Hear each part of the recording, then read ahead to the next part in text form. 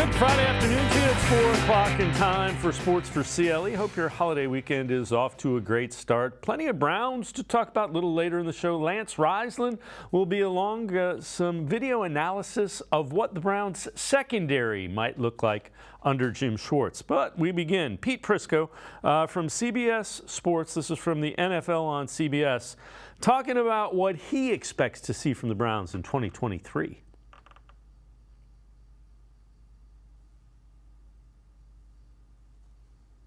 Watson will be that much better. Remember, he didn't play in a game for 23 months. He had an 11-game suspension. Well, now he's been in the same offense. He's been around the players. If he throws 29 or 30 touchdown passes, the Cleveland Browns and that roster will push for a deep playoff berth. Deshaun Watson, it's all on that guaranteed money and you. With that, let's welcome in Tim Bielik from the Plain Dealer, cleveland.com. Tim, Pete Prisco expecting a deep playoff run and Deshaun Watson to get back to himself. I would say that's probably better than 50-50. Yeah, I mean, it's not like he completely forgot how to play football. I mean, we remember those 6 games. Obviously, he was very up and down in most of those 6 games, but you saw a lot of plenty of flashes of what he had been in Houston. I think it just comes down to the fact that, like Pete was talking about, it was almost 2 full years for him not playing a single regular season NFL game, and in a lot of ways that showed. So he obviously needed that time to readjust to everything. But I think, it's a very measured take. I think it's kind of what everybody expects. If Deshaun Watson looks like Houston Deshaun Watson, the Browns could legitimately, be a dark horse contender in the AFC, maybe not on the same level as the Chiefs, but, certainly should be able to make a lot of noise. Again, if he's not good, then this, kind of blows up in their face. And it's a lot to put on one guy. But if Deshaun Watson is as good as, everybody thinks he is, and as good as he was in Houston, there's a reason you gave up all those assets for him, and there's a reason you put all that pressure on him, because he's a guy who, in theory and based on what he's done in the past, should be able to handle that. Yeah, and I would say if he gives you above average quarterback play, and he was well above average. He made 3 Pro Bowls in Houston. Above average quarterback play makes you a contender. Elite quarterback play makes you a deep run in a Super Bowl contender. Yeah, I mean, it's clear he's got that elite level. I mean, when you look at what he's got with the Browns now, you could argue it's the best roster he's ever had. I mean, he had very good receivers in Houston, DeAndre Hopkins, Brandon Cooks, Kenny Stills. But, he comes to Cleveland, now you have Amari Cooper, Donovan Peoples-Jones, Elijah Moore, Marquise Goodwin, Cedric Tillman, David Njoku, Nick Chubb. You have that offensive line. And you got a defense that's really been boosted throughout this offseason. So on paper, this is one of the most talented squads in the NFL. The question is, can Watson play like he did in Houston with those guys? And if they can put it all together, this team could be playing deep into January. I agree with you wholeheartedly. The questions are, can Watson be like he was, and can the defense be as good as it looks on paper? Along those lines, this also from CBS Sports, not Pete Prisco, though. NFL offseason rankings. They say the Browns 24th. They say the Browns weren't able to make many moves this offseason as Deshaun Watson's acquisition costs, 3 first-round picks, 5-year, $230 million fully guaranteed extension, absorbed much of their maneuverability. I don't know what they've been looking at with this, because they signed Elijah Moore, Dalvin Tomlinson, Okoronkwo, Zadarius Smith, Juan Thornhill, Rodney McLeod, Marquise Goodwin, Maurice Hurst, Jordan Akins. Assuming those guys, that's 9 guys they've added, and there's still other pieces. Assuming it's 9, that's almost a 20% roster turnover. Yeah, I mean, I don't know what they define as many moves. I mean, are you talking like 20, 30? I don't know. I mean, at some point, I think you mentioned it. There's a lot of names that they added in there, some quality players, particularly guys like Dalvin Tomlinson, Zadarius Smith, and Elijah Moore. So they've added some quality pieces to this roster, and it shows the flexibility that Andrew Berry, he can create with the salary cap, and how, Deshaun Watson's presence and, the additions they've made, it's kind of made guys more willing to come to Cleveland and be part of this football team. But, if the idea is if you're a decent team, and I mean, the Browns weren't a bad team last year. They were 7-10. They weren't great, but they weren't completely terrible. If you're making 20, 30 moves, you didn't do something right, because you're not a good football team. So the Browns kept the core in place, and then they added pieces around it. So the idea is you just keep interchanging some pieces, try and find combinations that work as far as taking your team to another level. So we'll kind of see where it goes. They didn't really need to add they needed a lot of help on defense, and it seems like they got it. And then, especially what they did in the receiving core, getting Elijah Moore, trading for Elijah Moore, signing Marquise Goodwin, drafting Cedric Tillman. They've made a lot of moves. So yeah, I'm not sure what the threshold is for many more moves, but it seems like the Browns were very active this offseason. Yeah, and in particularly on that defensive line, which was bad. And how bad was it? Let's take a look at this. Graphically, this will show you just how much the Browns struggled. So this is total passes defended versus total quarterback hits, not sacks, hits in 2022. X-axis is the number of plays. Y-axis is the total number of hits. So you want to be higher on this graph. That's the number of hits. There's only one team below the Browns. Browns had the second fewest quarterback hits. That is why they went out and got Okoronkwo and Zadarius Smith and Dalvin Tomlinson and drafted Ika and Maurice Hurst. So they addressed one area of need on defense, and we already talked about the wide receivers, but that graphically shows you how much the pass rush struggled, let alone the run defense. I didn't even show you how bad the run defense was. I mean, that's the biggest reason why they went on and got Jim Schwartz. He's a guy that has made his living as a defensive coordinator on creating defenses that get after the quarterback, that they just bring relentless pass rushers after the opposing passer. And, you look at that chart again, I mean, that includes Myles Garrett. You take him off that chart, you say quarterback hits without Myles Garrett. I mean, you'd have to extend that graph pretty far out, I would assume, because I mean, I don't have the list of total quarterback hits in front of me, but if you're basing it off the sacks list, with Myles Garrett far and away number one on the team, I mean, it tells you they really couldn't affect the quarterback a lot. And I think with Schwartz changing the defensive mindset from what they had with Joe Woods is kind of more of a sit back and a bend but don't break style to Schwartz, who's going to be a little more aggressive and want to affect the quarterback every single chance he can, with 4 or 5 man rushes.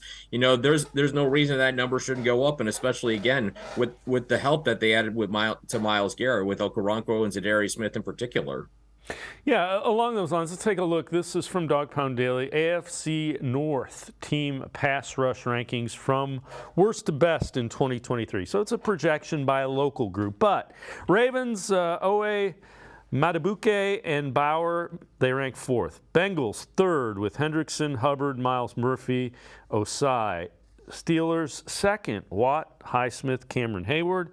And they say the Browns have the best with Myles Garrett, Zadarius Smith, and Okoronkwo. Again, it's hard to argue because of how good Zadarius Smith has been when he's been healthy. And Okoronkwo is a young guy who is ascending.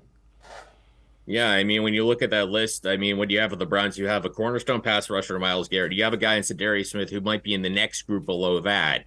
A guy who's made Pro Bowls kind of on his own play, his own ability to be the number 1 or 1B guy. Cleveland's one of the few places where he would have gone and been the number 2 guy. So, I mean, you consider what they have in Myles Garrett and what he's done on his own, even, obviously with what Jadeveon Clowney's done to an extent the past couple of seasons, particularly 2021, he had a very good season with Garrett taking a lot of the attention away. And you mentioned Okoronkwo as well. Once he got a lot more playing time in Houston, those numbers went up, and the analytics measurements from PFF, they're very favorable for Okoronkwo. But you look at that list again, the fact that the Bengals are 3rd on that list tells you that this division has pretty good pass rushers. I mean, we're not too far removed from Trey Hendrickson, having a very good season, in that first year with the Cincinnati Bengals. They got a decent defensive front, and Lou Anarumo, one of the best defensive coordinators in the game. But yeah, if you want to get an idea of how good this division is, I mean, these top 3 pass rushes are all, pretty impressive, especially 1 and 2, because what the Browns and Steelers have on paper is 2 of the best pass rush units in all of football. The other thing is, don't discount and we touched on it before, Jim Schwartz is going to basically say, go get the quarterback. If they happen to hand off the ball, get the running back on the way back to the quarterback. Yeah, see ball, get ball defense. I think even, listen to the Browns talk about in minicamp, they mentioned, a little bit more of a simpler scheme with Jim Schwartz. And I think that's kind of what you want in a defense is you want things to be a little more simple where you're not having to think when you're on the field, because if you're thinking, you're not playing at 100% speed. If you're reacting and if you're playing react football, see ball, get ball, then you can play a lot faster. And if we know Jim Schwartz is willing to turn those guys loose on that defensive front, so it could be very fun to watch, if they play the way Jim Schwartz defenses have historically played. All right, before we go to break, this is from the Bleacher Report. Each and every team's most promising building block entering the 2023 season. For the Browns, they go Martin Emerson, 6'2", 201-pounder. Didn't have any interceptions, but it got a hand on 15 passes and allowed a completion percentage of just 50.5% and a stingy 5.4 yards per target. Quarterbacks had a 77.6 passer rating when throwing Emerson's way. And again, that's a third rounder, and what makes him so unique is his size and physicality from the cornerback position. And again, you couldn't have a better defensive coordinator to learn under now than Jim Schwartz. Yeah, and I mean, when you talk about Emerson and his build, that's, I think, what every team wants to look for is, that tall guy, who's got some size but also moves very well. And you saw that with Martin Emerson. He's big, but he's also extremely mobile. And those cornerbacks, they have to be able to move, and you saw with the receivers the Browns have to go up against in the AFC North. George Pickens now with the Steelers had a very promising rookie season. We all know what the Bengals trio possesses. Baltimore getting Zay Flowers, Odell Beckham Jr. now. The Browns, clearly you're going to have good cornerback play. And I think Emerson has a chance, to really continue to emerge. And I think what's going to help him and what's going to help all the corners is an improved pass rush, because if you're getting more pressure on the quarterback, there's more of a chance he's going to throw some bad passes, make some bad decisions because he's rushed, because, there's pressure in his face. He's thinking about the pressure, and then that could lead to some more takeaways. And if you want to be a great defense, it starts with, getting pressure on the quarterback and getting those takeaways, and you can't have too many. And that starts with good pressure, and, good pressure makes good cornerbacks look even better. Yeah. And Jim Schwartz's defense is going to want to dictate things. They're not going to, it's like make the offense react to us. That's kind of the mindset that he's bringing to this defense. Yeah, no question about it. That, I think, was the biggest, criticism I had of Joe Woods the last couple of seasons. It seemed like he was willing to kind of, just cede some ground and not necessarily, dictate things, kind of be more reactive and passive in the scheme. Schwartz is going to be a tone setter, and I think that's a benefit to this Browns defense and the personnel they have, who are better. Some guys better, I think, when they can play downhill, when they can play aggressive. Tim Bielik from the Plain Dealer, cleveland.com, and I going to step aside, take a quick timeout, other side of the break. Some NFL Network personalities checklist for the Browns in 2023 if it's going to be a successful season. That's straight ahead. Sports4CLE, be right back. Stay with us.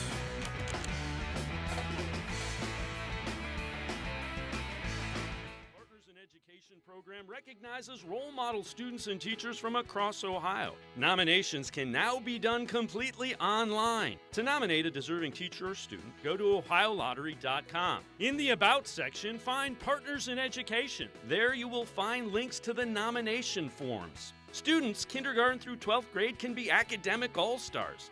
Teachers can be honored as a Teacher of the Month. The Ohio Lottery, Partners in Education, where stars shine. The Greater Cleveland Sports Hall of Fame celebrates the star athletes and notable sports figures who were born or have made their home in Greater Cleveland. It tells the story of discipline, commitment, perseverance, sportsmanship, and excellence in achievement. It encourages and inspires those who believe in sport and its direct impact on the well-being of our community. Go to clevelandsportshall.com or follow us on Twitter at GCLE Sports HOF for more details.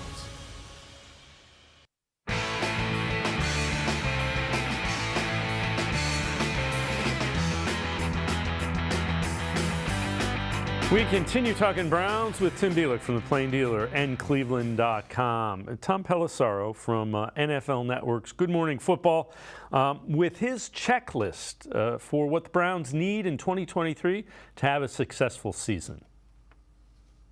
Cleveland Browns, a fascinating team for me. And it all starts out with, show me Mega Watson. That's right, Deshaun Watson. The biggest trade, literally, in NFL history. Can we get a reminder of what the Browns gave up for Deshaun Watson in that trade? In short, it was all the picks. It was the biggest contract in NFL history. They knew 2022 was going to be rough. They took a lot of criticism acquiring him in the face of serious allegations of sexual misconduct. He served an 11-game suspension. But when you give up all this for one guy, you're expecting he's going to be a top 5 quarterback. A top 5 quarterback makes you a perennial Super Bowl contender. Kevin Stefanski told me they saw flashes of that on tape when they look back to the tail end of the 2022 season. At other times, he looked like a guy who hadn't played in 2 years because he hadn't. A full off season, the offense is going to evolve, and certainly you would expect Deshaun Watson to look a lot more like Deshaun Watson. And Tim, one of the things we've said this week a lot, guys in the prime of their career that are franchise quarterbacks that have been to 3 Pro Bowls, like Deshaun Watson, don't become available. That's why when he was available, they gave up what they gave up.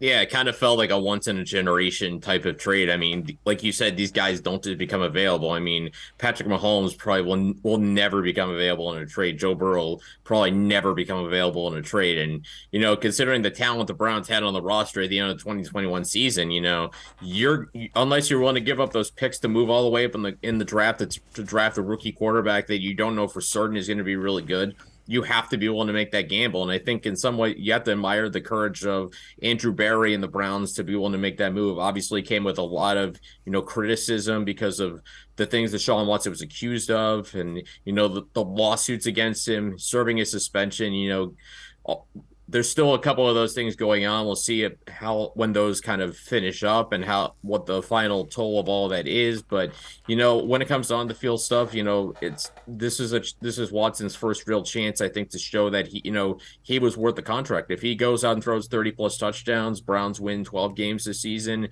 you know, they make the AFC Championship game, you know, even this year, if it makes the trade look a lot better. And if they get to 1 Super Bowl, let alone win it, I think it's a successful trade just in that regard. Yeah, again, deep runs in the playoff are what you're looking for. That's what you gave up that for. Tom Pelissero, again, kind of finishing out his checklist for a successful 2023 for the Browns.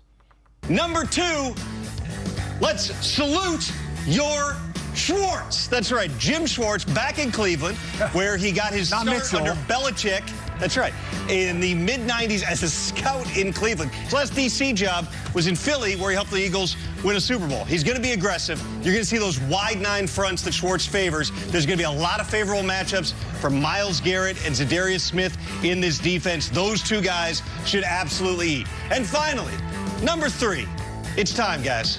We got to let the dogs out, okay? These are the Cleveland Browns fans, one of the most tortured fan bases in all of football. They got a taste of it, okay, in 2020. They went to the playoffs. They beat the Steelers. They almost beat the Chiefs in the playoffs that year with Baker Mayfield at quarterback. First time that they had won a playoff game since Schwartz was there in the mid-'90s. Then 2021, Mayfield gets hurt. They fall off a little bit. Last year, again, they knew it was going to be rough, given that their starting quarterback was serving a suspension. There were under 10,000 fans per game in 2020. Okay, the only time that these Browns have been to the playoffs the last 25 years, and it was COVID, nobody was there. Time to fill the stadium. Browns fans get excited. Browns give the fans something to be excited about in Cleveland. Yeah. And Tim, if they win, filling the stadium will not be a problem. I mean, the team has historically filled the stadium even when they've been bad. So, I mean, it should be easy to fill it when the team's good, especially if they're what they're expected to be. I mean, you look at, just in particular, this 4-game stretch to start the season, considering who they played the entire AFC North one time. You get to 3-1, you get to 2-2, or even 3-1 the bye week, with San Francisco coming up, out of the bye week.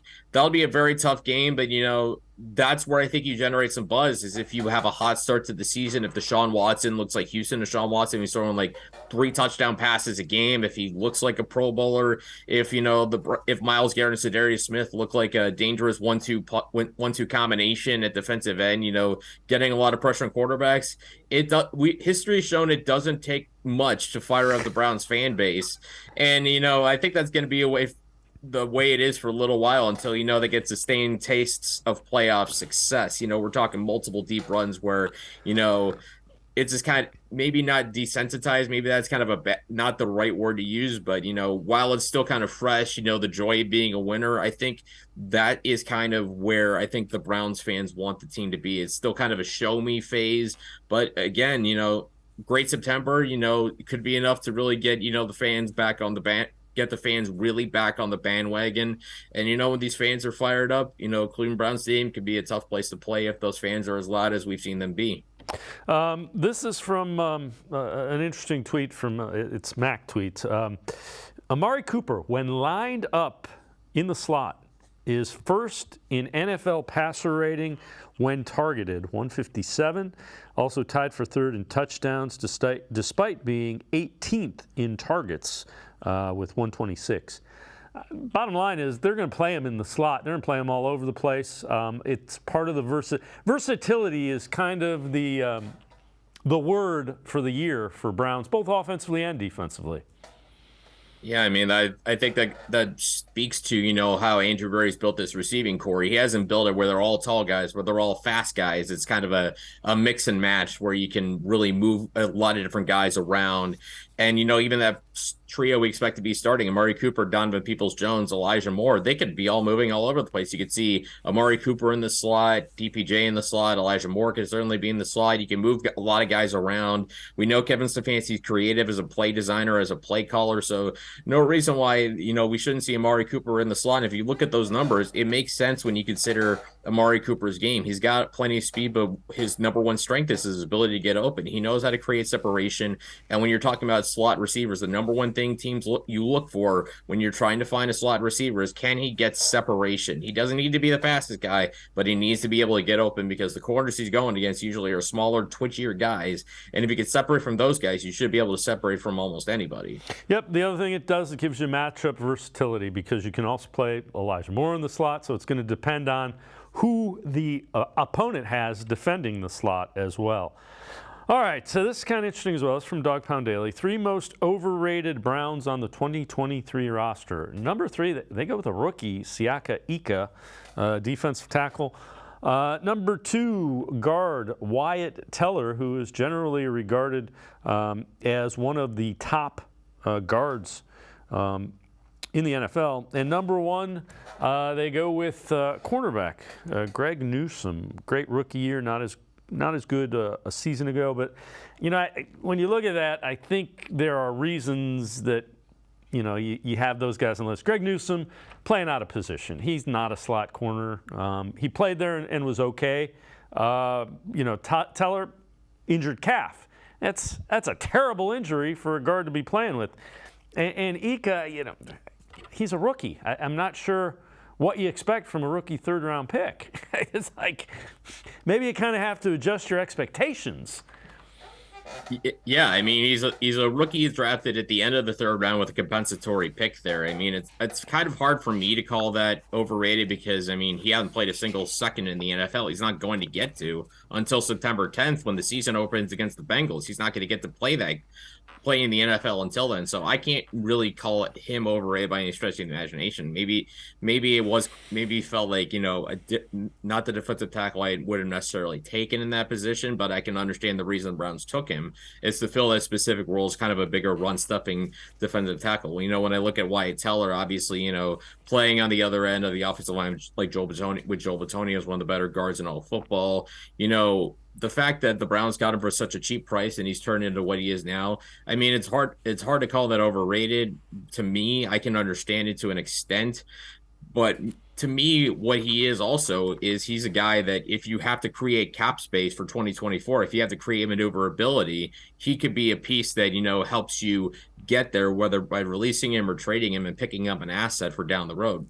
And Greg Newsome, yeah, I have a hard time. Like, I can understand the reasoning for it just because it wasn't great in 2022. Obviously, he's not a slot guy. And another thing, why some people might consider him overrated. He's a first-round pick who hasn't had an interception in 2 seasons. There's reasons that go into that. We talked about it earlier. Is the defensive line in front of him not getting enough pass rush to create take more interceptable passes in a sense. And if you don't have a lot of those interceptable passes, you're relying on your corners to make unbelievable plays to pick those off. And Greg Newsome really hasn't had those.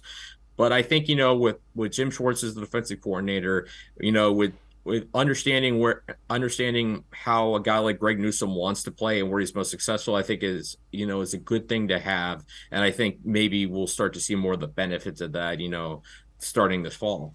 Yeah, I would agree with you. Tim Bielik, as always, appreciate the time and the insight. Good stuff, Tim. Thanks very much. Yeah, thanks for having me, guys. Have a good holiday weekend. Same to you, Tim Bielik. Make sure you check him out. Pages of the Plain Dealer as well as cleveland.com. We're going to step aside, take a quick timeout. Other side of the break, Lance Reisland will join us. We will continue our film analysis of what the Browns defense should look like under Jim Schwartz by looking at the 2017 Eagles. We head to the defensive backfield. Sports4CLE will be right back. Stay with us. Come back to go forward. Back to learning new things. Back to pursuing your dreams. Tri-C has flexible learning options to fit your life. And every year, more than 1,000 local companies provide Tri-C students with real-world learning. The right education can boost your lifetime earning power by hundreds of thousands of dollars. Start now with a college education you can afford. Tri-C, where futures begin. The Ohio Lottery Partners in Education program recognizes role model students and teachers from across Ohio. Nominations can now be done completely online. To nominate a deserving teacher or student, go to ohiolottery.com. In the About section, find Partners in Education. There you will find links to the nomination forms. Students kindergarten through 12th grade can be academic all-stars. Teachers can be honored as a Teacher of the Month. The Ohio Lottery Partners in Education, where stars shine. The Greater Cleveland Sports Hall of Fame celebrates the star athletes and notable sports figures who were born or have made their home in Greater Cleveland. It tells the story of discipline, commitment, perseverance, sportsmanship, and excellence in achievement. It encourages and inspires those who believe in sport and its direct impact on the well-being of our community. Go to clevelandsportshall.com or follow us on Twitter at GCLE Sports HOF for more details.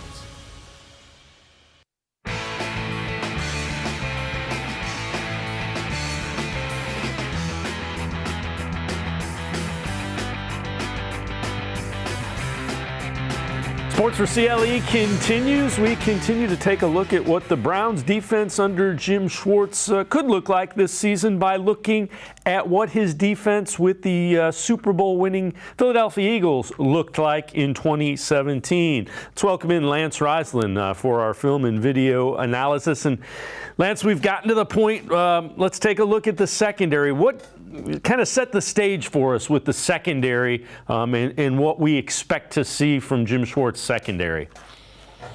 Well, first of all, when you look at the front seven, you can argue that the Philadelphia front seven from 2017 is everybody as good as the front seven from the Browns. Obviously, the Browns had Garrett, the Eagles had Cox. There's a lot of comparisons with Graham and, Smith and Obo and Chris Long.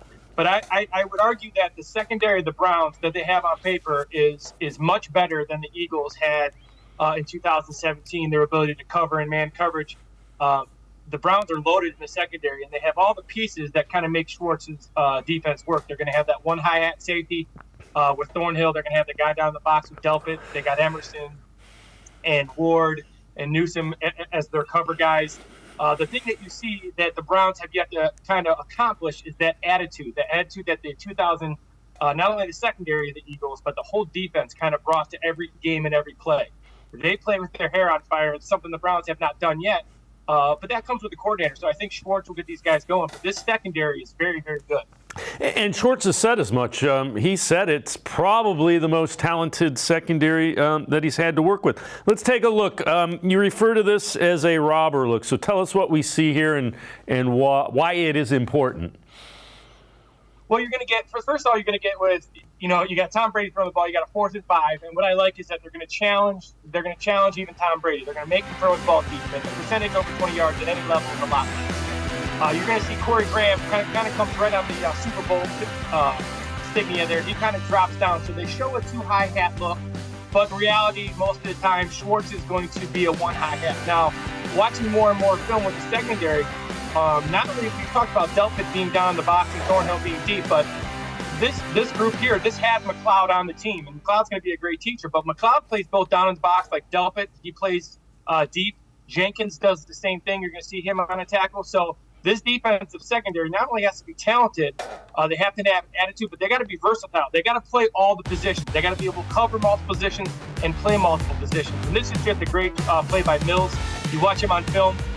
He gets beat once in a while, but this is a super highly competitive corner, and he's in man coverage. And this is what Denzel Ward has been asking for. He's going to get a lot of this. It's 4th and 5. Mills on Gronk. Brady thinks he can win, and Mills comes up with a challenge more often than not, he wins. So this is the classic what you're going to see with the Browns this year. They're going to be in a lot of press coverage and challenging receivers. You mentioned that earlier this week we had Greg Cosell, the NFL Films breakdown guy, who talked about the versatility of the safeties.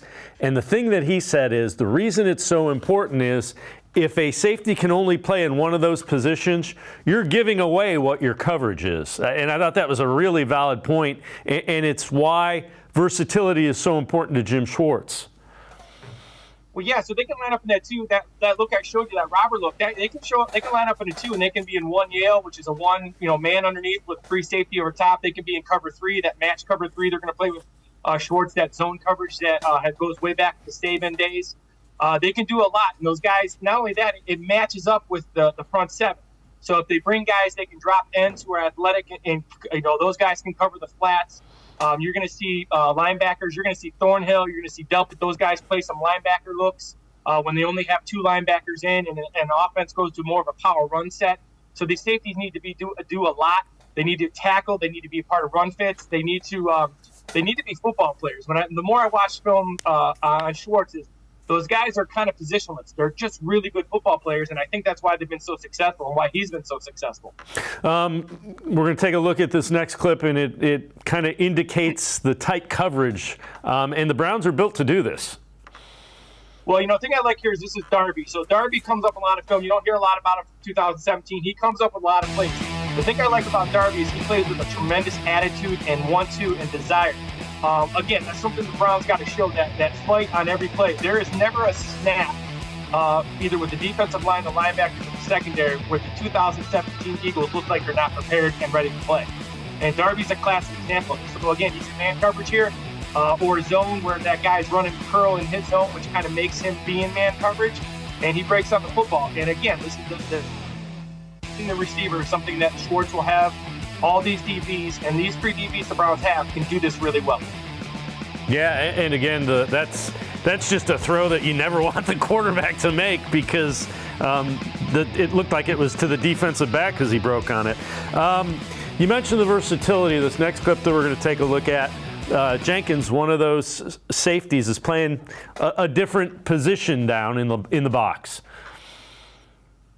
So I've watched this cut a lot. So you're going to see him. He's in the middle of the field. He's going to come up and he's going to tap the quarterback. Now, the thing that they do with this Eagles defense is that, they kind of get down the red zone, and they get pretty exotic down the red zone, but it's only exotic up front. It's going to be man coverage on the outside. Now, Jenkins here, he's actually going to be in a linebacker spot. He's spying the quarterback. So he's the quarterback spy on this. The quarterback scramble, he goes. You're going to see man coverage across the board. Everybody's in tight zero coverage. He's the free safety, so there's no one deep. Everybody's crunched to the line of scrimmage. They do a great job of reducing the field. They don't give you much down in the red zone. They're going to make you throw the ball over the top, which is going to cut down the percentages a bunch. But this is Jenkins. He's at a linebacker. He's either playing linebacker, spying the quarterback, depending on what their defensive call was. But again, the versatility. Jenkins is usually their Thornhill type, their defensive back. He's now down in the box playing a linebacker. So again, great versatility. And again, guys that can play multiple positions just like Schwartz has now with the Browns.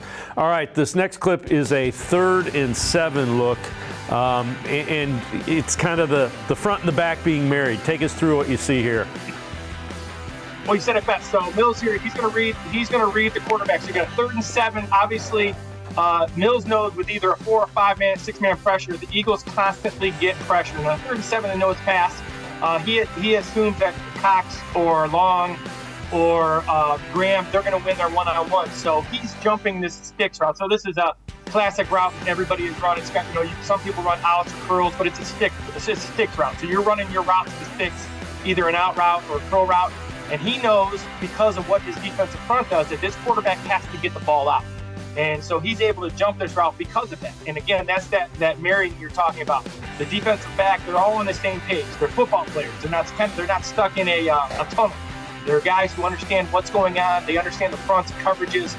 Because everything's really simple, you understand what your teammate's responsibility is. And when you know what your teammate's responsibility is, you can take chances like this. So this is a calculated risk by him jumping this route, but you understand down and distance, and you understand what the scenario of the game is and what you're trying to do. So again, very smart. This is the typical Schwartz defense. Jumps the out route and gets a pick here. And cornerbacks love that. If they have the freedom to jump routes, they want to do that all game long without question. All right, our last one, a look at McLeod, a guy that is on this defense playing free safety.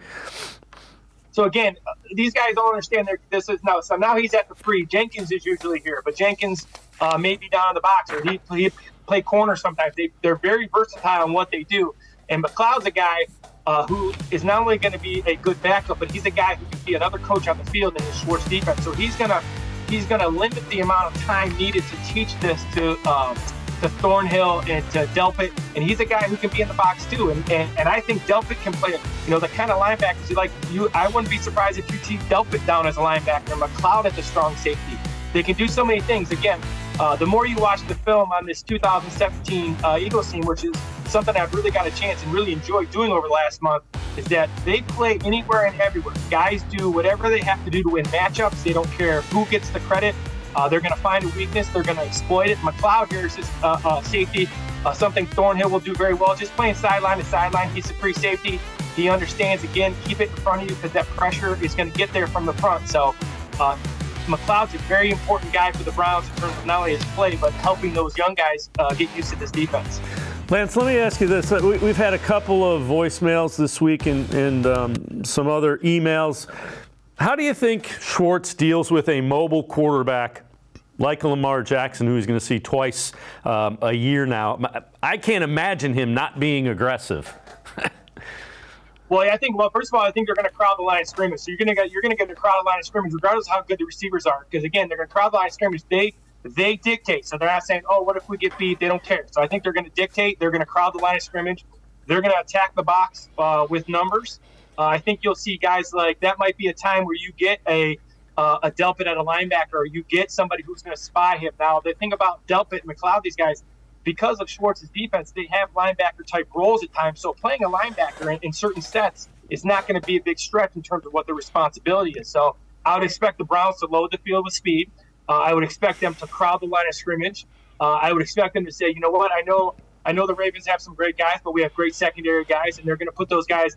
And that might be a game that you even see the Browns in zero coverage at times, or just one high hat, one free, lots of speed on the field, kind of dictate the thing, though. They're not going to – the thing about Schwartz that I like, he's not saying, oh, no, here comes Lamar Jackson, which a lot of coaches do, and they do it really well. How do you stop Lamar Jackson? His thought process when I watch his tape is, we're going to attack Lamar Jackson. What are they going to do against us? Because we're going to do something different that no one else does, and we're actually going to attack Lamar Jackson. So I expect to see the same fronts, coverages, getting upfield, penetrating, multiple guys in gaps, one free safety, Delpit down the box, Thornhill down the box. Just guys surrounding the line of scrimmage and dictating what's going on, not waiting for it.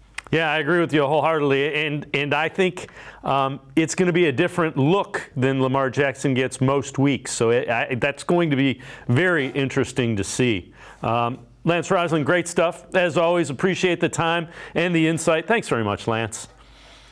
As always, thanks for having me. Lance Reisland, always really good film analysis and video breakdown. Make sure you check him out, cleveland.com, as well as The Plain Dealer. We're going to step aside, take a quick time out. We continue talking Browns. Brad Ward straight ahead. Stay with us on Sports4CLE. Come back to go forward. To learning new things.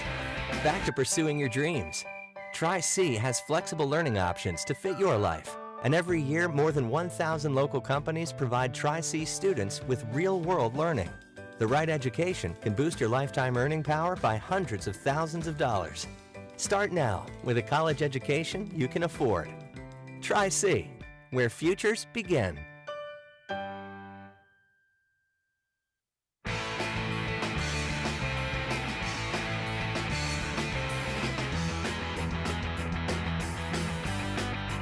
We continue talking Browns here on Sports4CLE. Let's welcome in Brad Ward from the Orange and Brown Reports. Brad, I know you've written an article, and it's a recurring one, and we'll ask you a couple of these.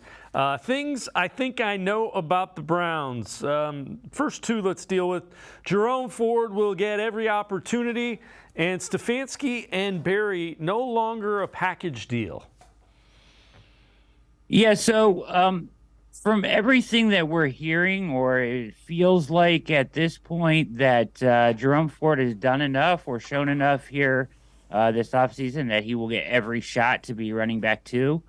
The pause I have about the running back room, Dave, is after that, right? Like, so if they do decide to bring a veteran back, I don't think it would necessarily be to displace Jerome Ford, but more so solidify what comes after him, as you have Demetric Felton there.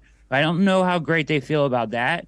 So that's like a depth spot that potentially that you could look at them maybe filling later on here, depending on what camp looks like and so on and so forth. But there's a number of guys available, veteran running backs. But I do think they will give Ford every shot to get to be running back too. I think they like a lot of what they've seen. Yeah, I would agree with you. And as far as Stefanski and Berry being a package deal or not being a package deal? Yeah, it's interesting, right? Like, so, they came in and it very much felt like they were a package deal. I felt like after the Watson trade, they were very much linked as far as their fate, right, was linked together. However, Berry is thought of so highly in NFL circles, right, and around the league, that some of that has to be coming back to the Haslams. And there's a narrative that is opened up here with this whole overhauling the offense to fit Watson that kind of allows for an avenue of blame to be placed squarely on Stefanski if the Haslams wanted to keep, Berry around for the next hire and the next regime. Because let's be honest, Dave, I think Andrew Berry's going to be tremendously successful somewhere. And said the Haslams probably are hearing the same things about him. If they want to keep him around, I think that there is a narrative out there that allows them to split and keep Berry as the GM. Yeah, I would agree. And the other thing, the other area you hear it from is agents, which is hugely important because of free agency. They seem to like dealing with Andrew Berry without question. All right, another different, I think I know, article about the Browns. Nick Chubb, where do we go from here? And where is the Browns' weakest link, if you will? Yeah, so there's a lot of talk about Chubb, obviously. And there was some even rumblings this week about, like, why don't the Browns extend him now and things like that, because there's no guaranteed money on his contract next year. I think you have to wait and see, right? Like, especially with the running back market the way it is, I think you have to wait and see what his touches look like in this offense. And then, there are certainly game scripts, Dave, if they're winning games in close games in fourth quarters where he can get 25 carries in a game because you're hammering the ball with him late to seal victories. And let's hope that's what the game scripts look like, right? But there could be shootouts, too, where maybe he touches it 12 to 14 times and people are going to be up in arms about that because they're throwing the ball all over the field. Well, let's see what happens, right? Because Also, a lot of times with these running backs, as we're seeing now, as they're being devalued more than ever, they will fall off a cliff all of a sudden, right? And there's not much warning for some of these things. So I don't think you want to offer him an extension unless he forces your hand with some kind of a hold in or hold out. But I don't see Nick Chubb doing that. So I would just wait and see what it looks like this year before you make a decision about any guaranteed money in his contract in the future. Yeah, I would agree with you. You don't make moves until you need to. And then the weakest link for the Browns? Yeah, I think it's linebacker. And it was interesting. I was listening to Lance. He's so good, and he's right. But as long as it's AWalk and JOK, it's like I think that'll work fine, right? And filling in with they're gonna have a safety in the box a lot.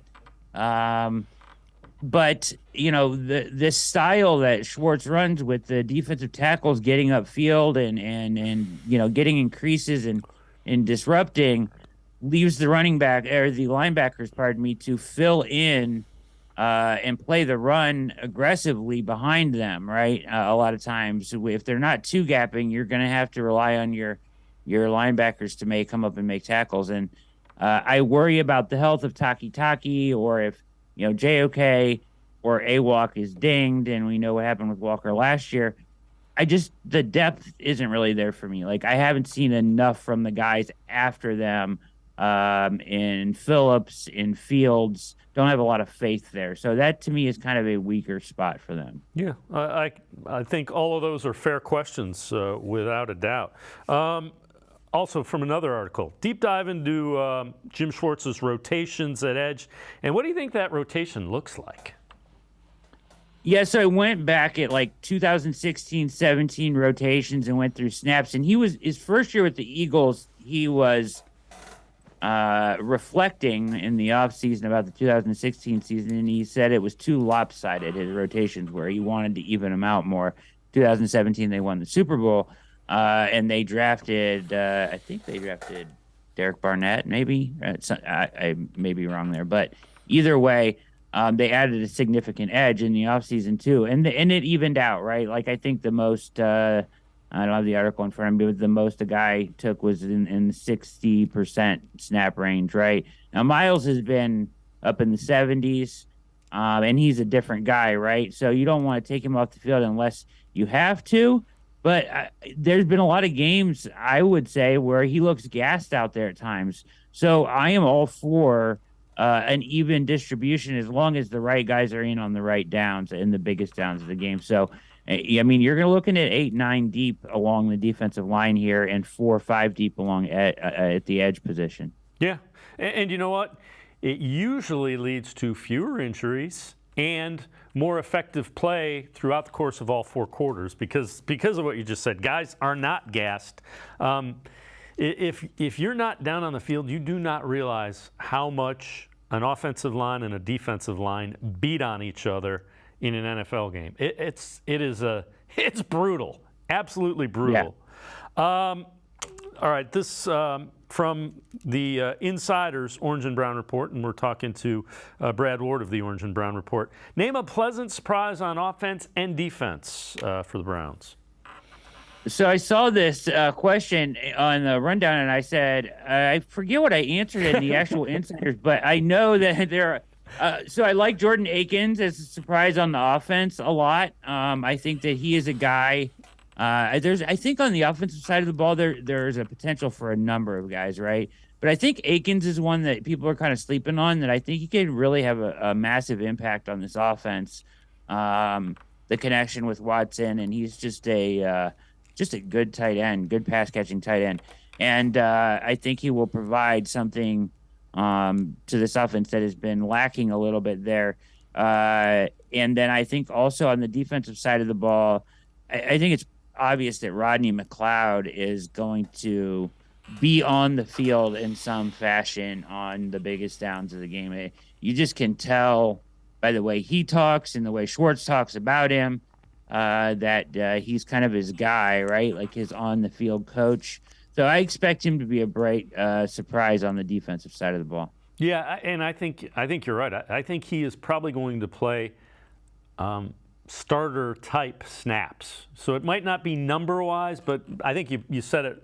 The most important snaps that occur in a game, he's going to be on the field.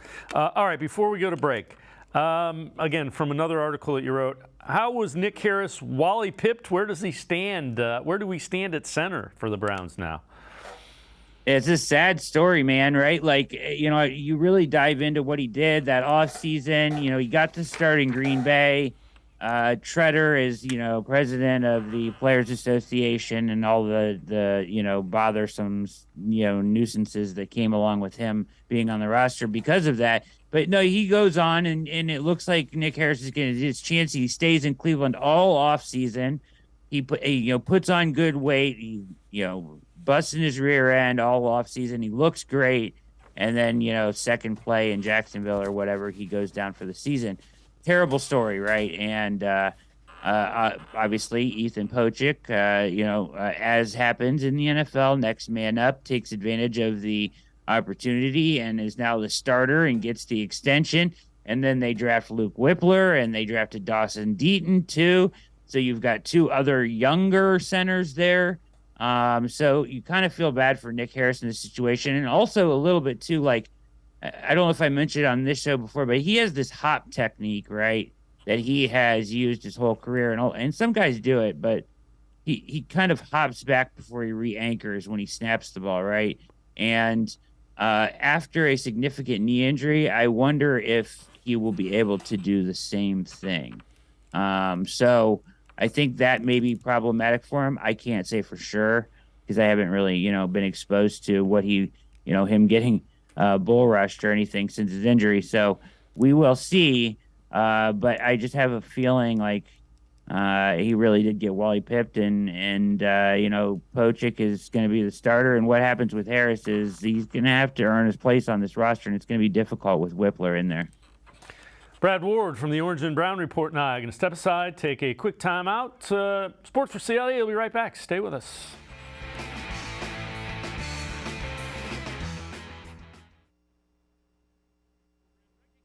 Role model students and teachers from across Ohio. Nominations can now be done completely online. To nominate a deserving teacher or student, go to ohiolottery.com. In the About section, find Partners in Education. There you will find links to the nomination forms. Students kindergarten through 12th grade can be academic all-stars. Teachers can be honored as a Teacher of the Month. The Ohio Lottery, Partners in Education, where stars shine.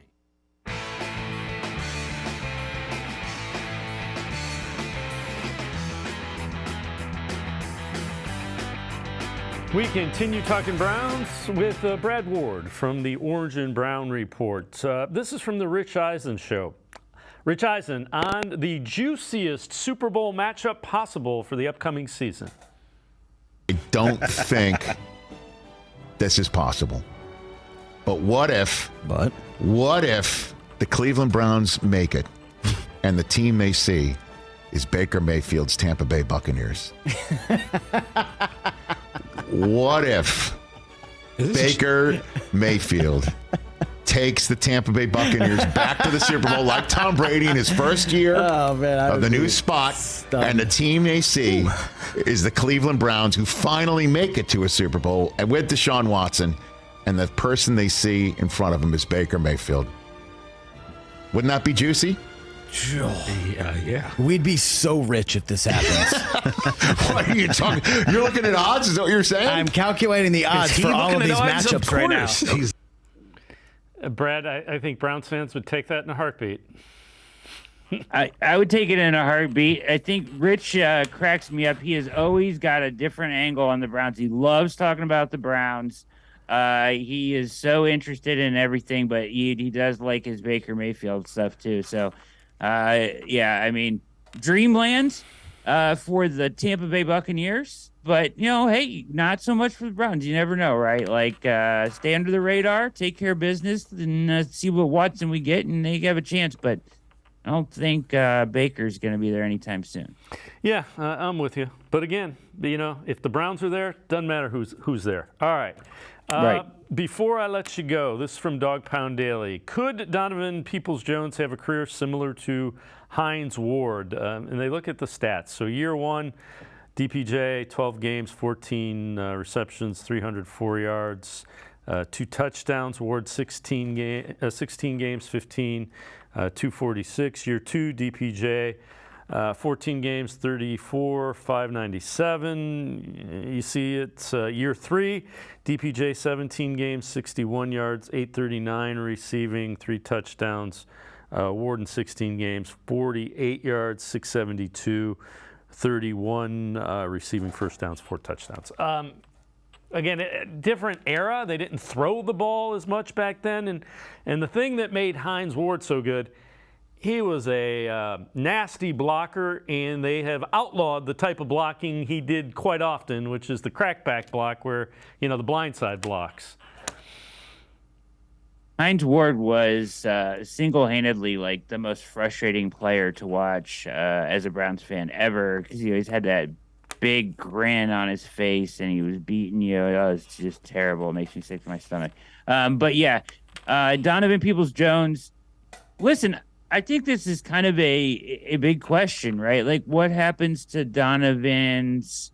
Like, does he continue to excel and go over 1,000 yards this year and make it, take kind of the decision out of the hands of Andrew Berry and, prove that he deserves that extension?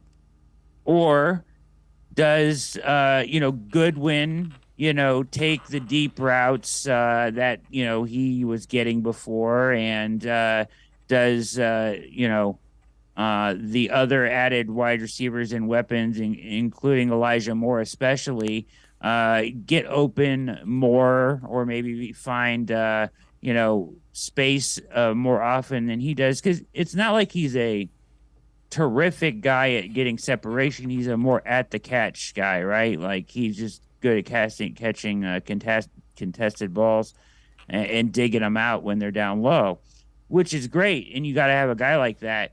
I just wonder what his numbers look like after this year.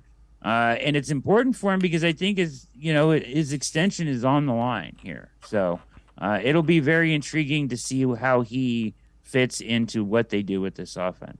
Agree with you wholeheartedly. Brad Ward, Orange and Brown Report. Appreciate the time and the insight. As always, great stuff. Thanks, Brad. Thanks for having me, Dave. You're the best, man. All right. Brad Ward, make sure you check him out. So really good stuff with the Orange and Brown Report.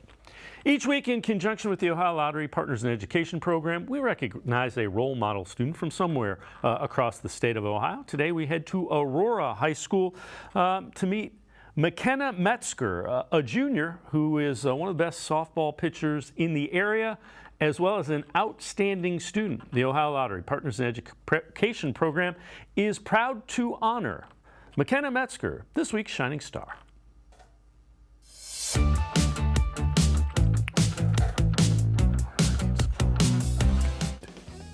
Aurora junior McKenna Metzger is an imposing figure for the Greenmen on the softball field. In the circles, she's been dominant, a strikeout machine. At the plate, she's been a force, a power hitter hitting almost 600. Metzger is just playing with a ton of confidence. It's so huge in the sport of softball because it's like based around failure, and I think that's something I've also been like really focused on, because sometimes I do like overthink things and I put a lot of pressure on myself. So I think I'm trying to like move past that, and if you have a bad game, it's a bad game. You have to just move on, and I think that also like led me to just like go up to the plate and stay calm and just do my best. McKenna's best has been awfully good by any standards. She threw a perfect game earlier this year against Copley, recording 11 strikeouts in a 10-0 6-inning win. Well, I never really knew like what the rules of a perfect game was, but I remember coming in the 4th inning, I was like, I don't think anyone's gotten on base, and I went to my teammate Layla and I was like, I have to tell you something, and then I was like, no, I can't tell you. I was like, I don't want to jinx it, so I didn't tell her, and she was so mad at me. But then at the end of the game, you're like, you threw a perfect game, and I was like, that's what I was gonna tell you. So it was kind of funny because like we don't talk about it anymore in the dugout because we don't want to jinx it. The success is no surprise. Metzger works hard year-round to maximize her talents, and that work is paying off in all facets of the game. Power. I think I'm obviously pretty tall, so I try to get in the weight room as much as I did like this preseason, and I think honestly I've just been hitting the ball harder than I ever have, and that's been resulting to like home runs and doubles and even just singles that get to the infield. Even though Metzger has another year of high school remaining, she was being recruited by a number of Division I programs, and she committed early to continue her education in softball at Kent State University. The programs of the softball team, it's just great. Like, I've already met a lot of the players, and I just love them, like, all. And the coaches have, like, given me such a huge opportunity to go out there and play. And also just, like, the school itself, like, they say, like, you feel it when you feel it, and, like, you definitely do. Because I got to go to a lot of schools, which I was lucky to do, but it just definitely felt like home. As good as Metzger is on the field, she may be even better in the classroom. McKenna carries a 4.2 GPA in accelerated classes. It's just as important to me as my sports are. I try and work as hard in the classroom as I can because obviously that has helped me get the scholarship that I did at Kent State. And again, like, I'm a perfectionist, so I'm like also hard on myself in the classroom just as hard as I am on the field. And I think I've just like have that motivation in me. And McKenna has a pretty good idea of what she wants to study in college. I've always been a math and science girl. But also, like, ASL, I just started, and I actually really enjoy it. For a while, I was thinking sports medicine. I wasn't sure, like, what I wanted to do with it, but also recently, I've been thinking about, like, speech pathology because I am in ASL class here in the school, and I just really love it. So I think if I, like, majored in speech pathology and minored in ASL, that would be really cool. It's safe to assume that McKenna Metzger will attack her studies with the same intensity that's made her one of the area's best softball players. If you know a student who deserves recognition, we want to hear about them, and you can nominate them completely online. Go to OhioLottery.com. Find the About section. Click on Partners in Education. There you will see links to nomination forms. Nominate that student as an academic all-star, and they could end up being featured as our next shining star. All out of time on this edition of Sports for CLE. No shows Monday or Tuesday because of the 4th of July holiday. We will see you back here Wednesday at 4 o'clock. Have a great weekend, everybody. See you Wednesday at 4 on Sports for CLE.